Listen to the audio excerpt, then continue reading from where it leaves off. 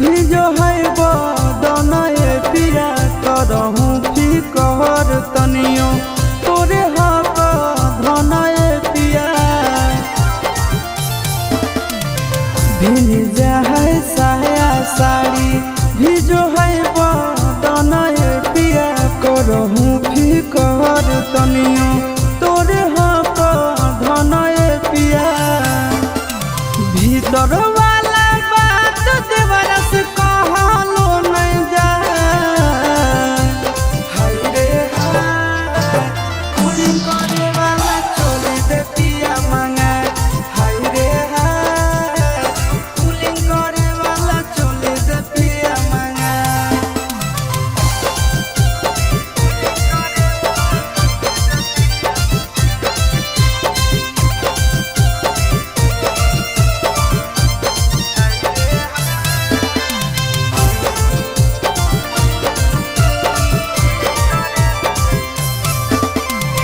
नहीं हो घर में पंखा कूलर नहीं हो पिया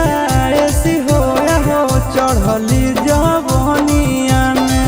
गर्मी लागे बेसी हो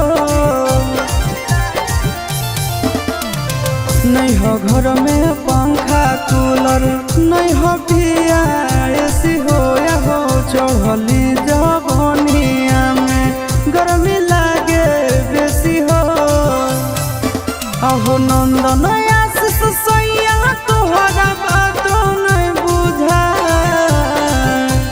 हाय रे हाय कुली करे वाला चोले दे पिया मांगा हाय रे हाय कुली करे वाला चोले दे पिया मांगा दीजिए जी।